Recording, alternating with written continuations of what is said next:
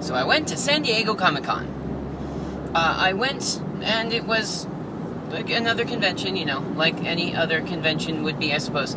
It was big, sure, but I've been to Comic Head, so it's not as big as like OMG, so many people, whatever shall I do? Because until you've been to Comic Head, it's not really that big of a thing. Anyway, I went with Cryptozoic Entertainment to demo a bunch of their board games and card games, which incidentally we were demoing the new Ghostbusters game, which has been announced quite a while back and was kickstarted and did absolutely fantastic on it. Oh, geez, look at the traffic on that side of the freeway. Haha, suckers. Anyway, we demoed the Ghostbusters board game. It was amazing. Everyone loved it, and it was fantastic. But I want to tell you a story. A multi-part story, actually. Some of the stuff that happened while I was there. Because I was staying in a room with a couple other people. And it was... okay, it was not a bad place. It was small. It was a room made for 2 people. We had 5. And there's nothing new about that. It wasn't... It's not unusual for people to go to a convention and stuff a room full of people above the legal fire hazard safety limit. And I've done this plenty of times before, and I am completely guilty of it. But we had 5 people. Myself and 4 other people. So there was the person who had their name on the room. And then there was that person's partner. Then there was another person, and that person's partner, and then there was me. And so that was, weird fifth wheelie thing, but I like all these people, and they're cool and all that. So, the first night we checked in and all that sort of stuff, got up in their thing. I noticed something about this hotel, which was a Motel 6, by the way. The first thing I noticed is that Motel 6s, which are generally relatively affordable, $59 a night or some junk like that, down in San Diego during the time the Comic-Con is $299 a night for a Motel 6. And that's ridiculous. That should never be a thing. No one should ever need to pay $300 a night at a Motel 6. But we'll go on with that one, whatever. The second thing I noticed was that there were these random, roaming security guards in the parking lot, which I suppose makes sense during Comic-Con, because they're trying to monitor us to make sure that we don't do exactly what I was doing, stuffing people inside of a room.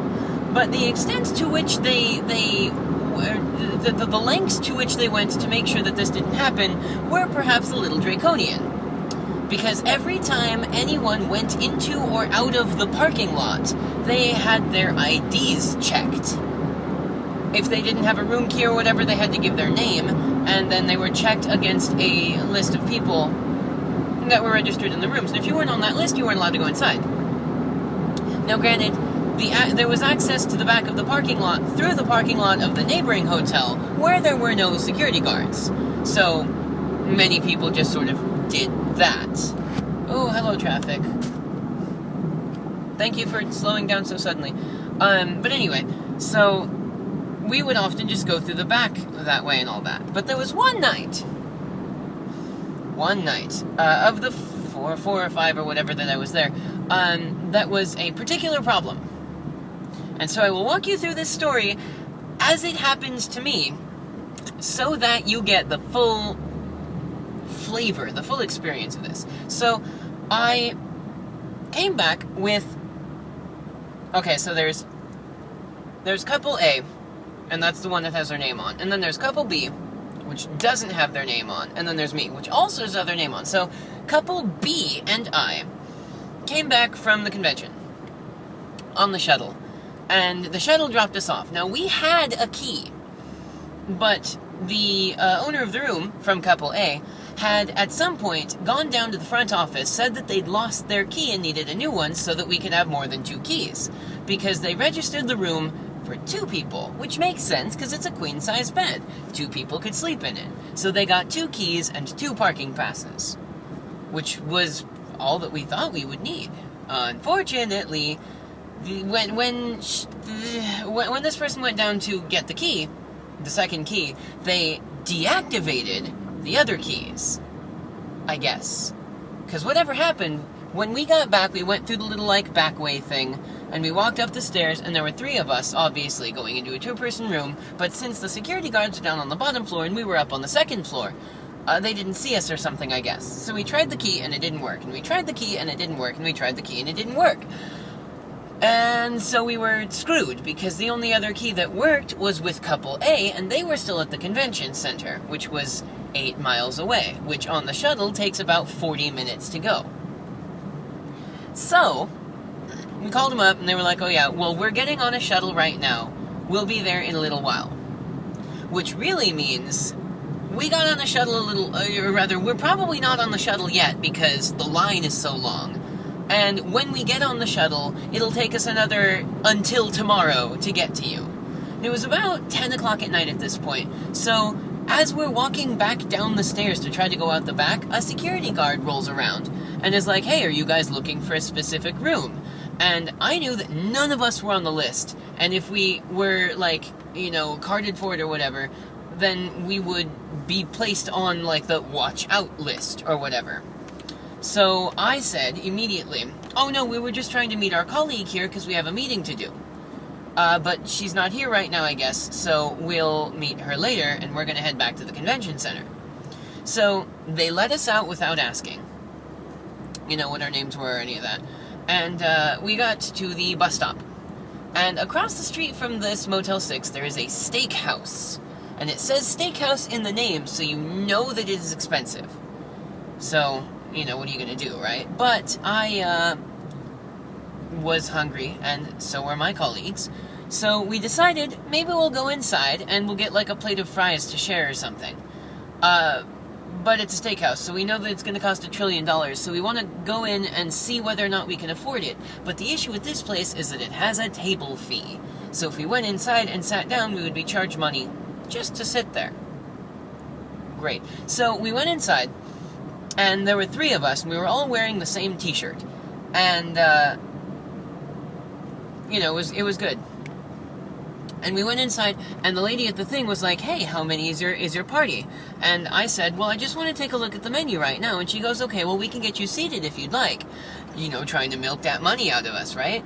But I didn't want to pay money just to sit down. So instead, I told them, like, no, I'm in charge of making sure that if I bring my party here tomorrow, like the reservation that we want to try to make, that there are dining options for everyone because we've got a bunch of weird food allergies in our group. And she goes, oh really, what have you got in the group? And so immediately, I switched into that mode of mine where I can make shit up on the spot. And my other 2 colleagues were like, oh god, he's gonna do it, he's gonna do the thing. And I started rattling off, and I said, well, we've got one person who's got a shellfish allergy, which is me, by the way. I didn't say that it was me, but...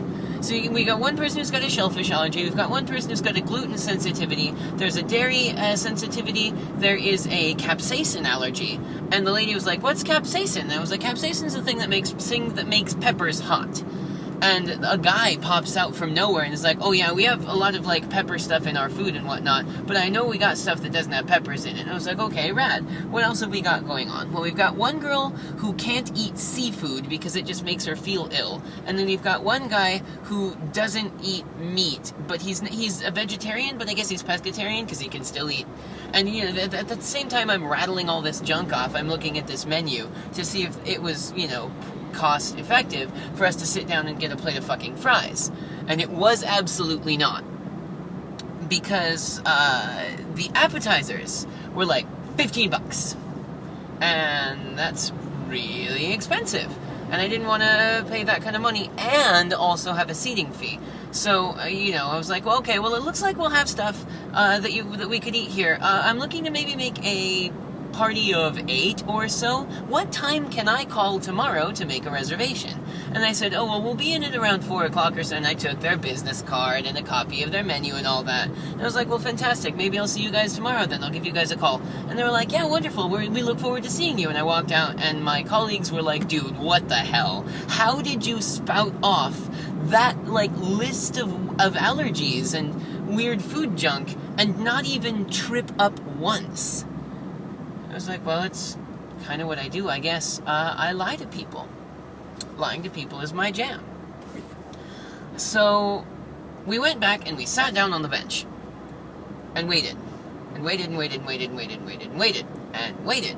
And finally, like an hour later or some junk, like 7 shuttles had passed and they did not have our people in them. But finally, a shuttle pulls up and all 3 of us are sitting on the bench like, are we dead? Or is reality still a thing? Did any of us actually have a purpose for being alive today? That kind of thing.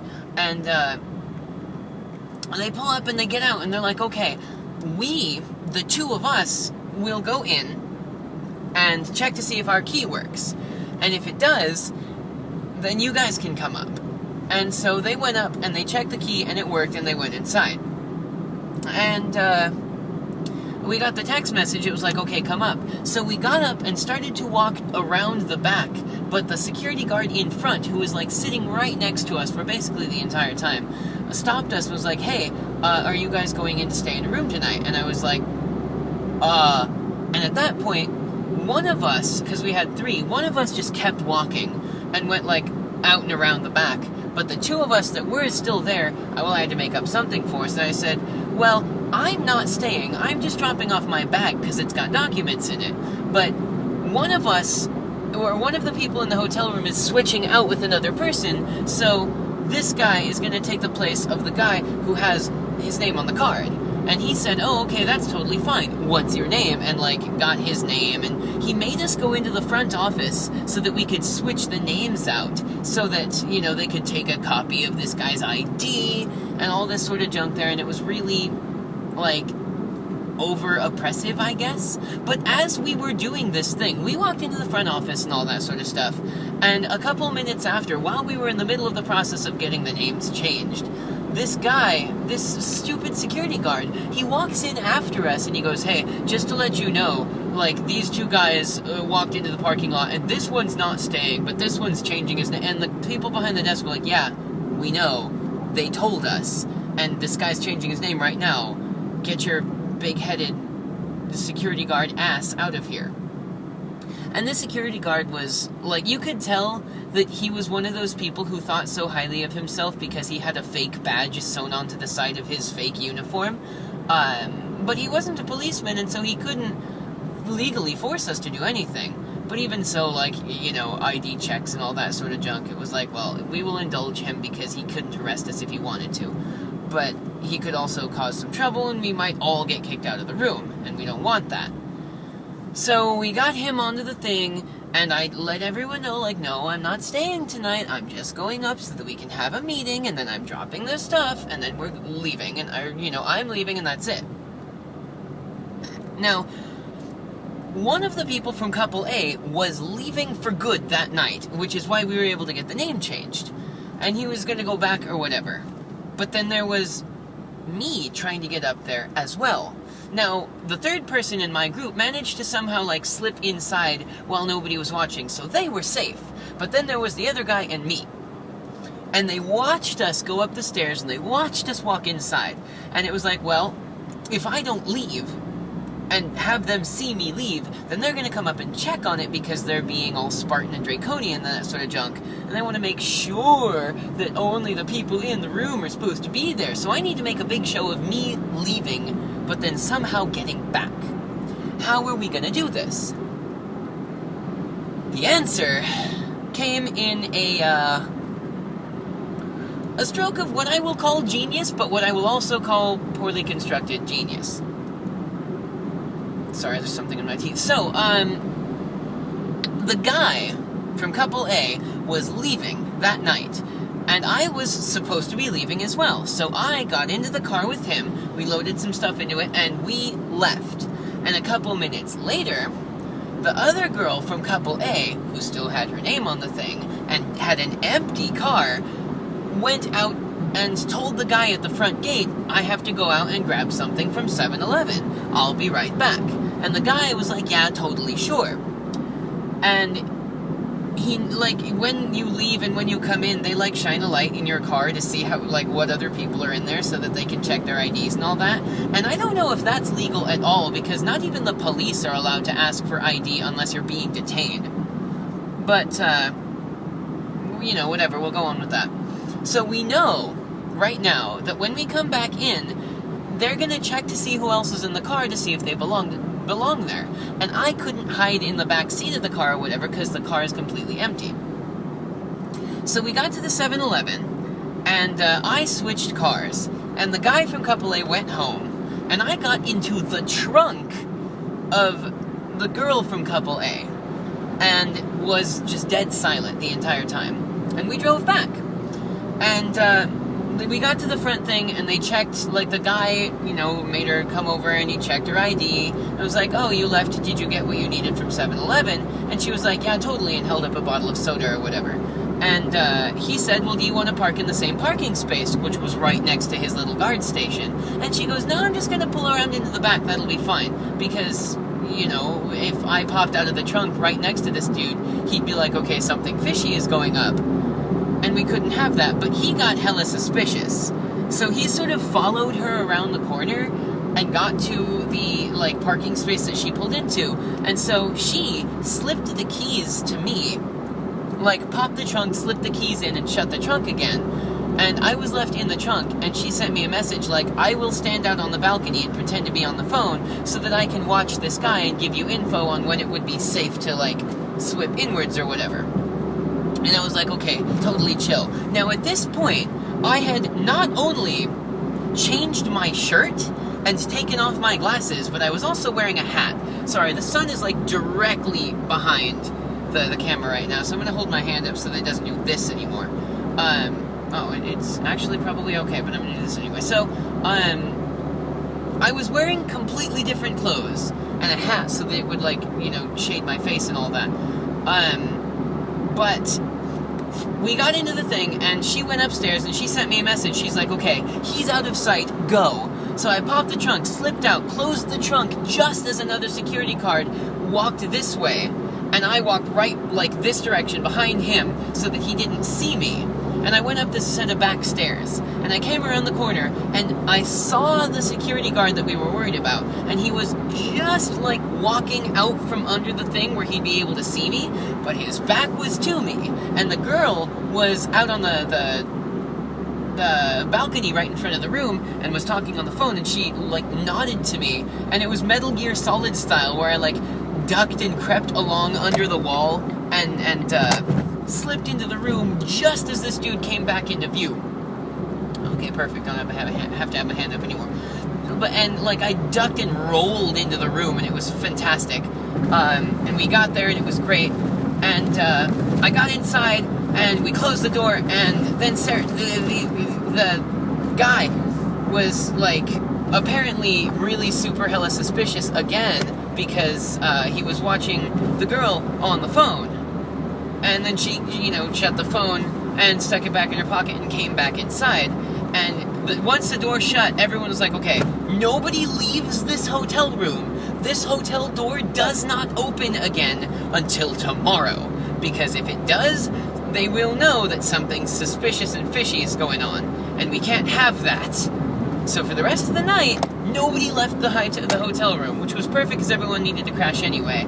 But that's the story of how I had to use legerdemain and hiding and sneaking and junk to get back into the hotel room that I was staying in for Comic-Con. So I hope you enjoyed my story of how I nearly got caught and thrown out of a hotel room. There will be more stories forthcoming. Thanks for listening, you guys.